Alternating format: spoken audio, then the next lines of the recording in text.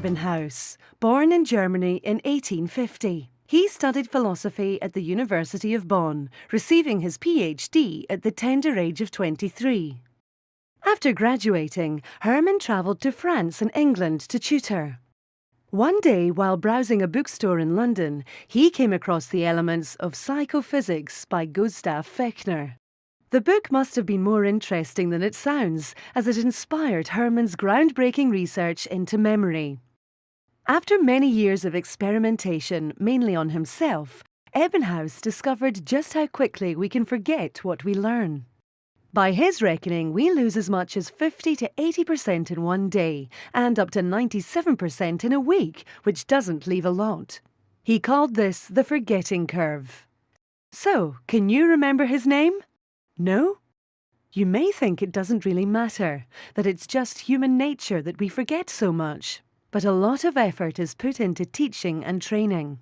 And as learners, we want to pass exams, acquire new skills, and avoid looking like fools in front of our peers. We pay close attention and try hard to make sense of what is being taught.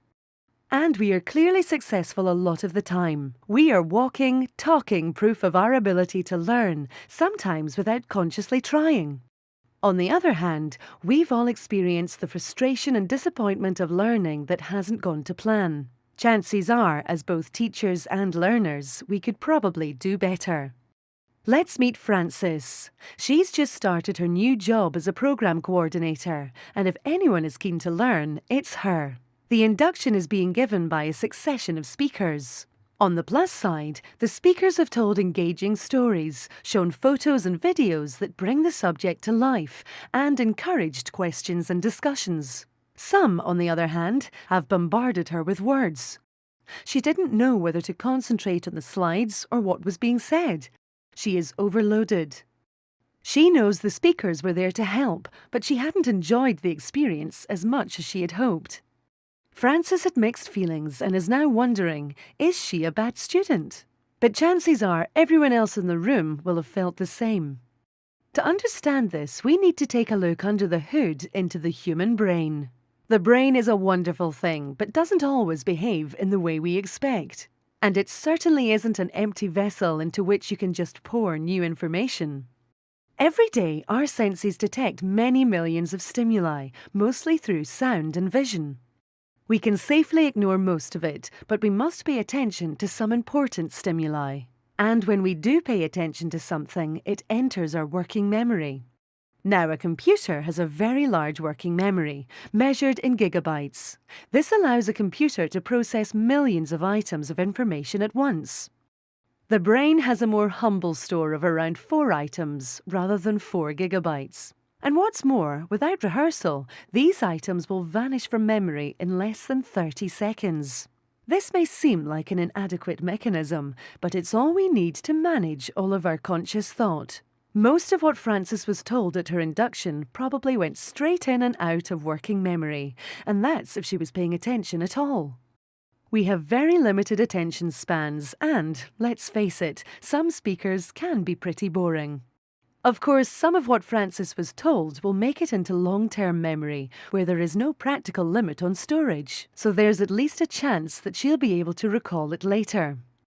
So why does some information get remembered and some not? Chances are Frances will remember what is most relevant to her interests, which as a new starter will mean the job she has been employed for. This is because learning is enhanced by emotional engagement, and relevance is a good way of making that happen.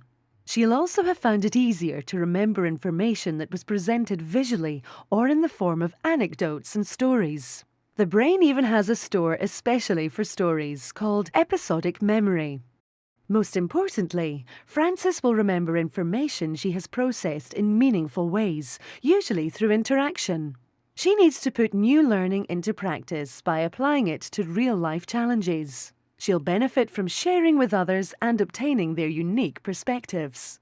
All of this helps Frances to make connections between new learning and what she already knows, which in the end is how all learning takes place. But as Ebbinghaus discovered, the job is not over when the information enters long-term memory. So if Frances is to be able to recall important information easily, she needs to keep working on it. Practice over time is much more effective than in one long session. And you need a lot of practice to develop skills that you can use without thinking.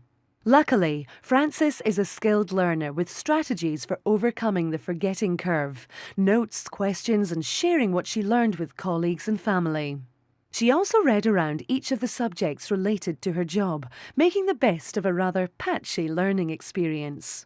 So, one more time, who discovered the forgetting curve? You're more likely to remember his picture and the story of his life than you are to remember his name. So perhaps we should turn this name into a picture and a story.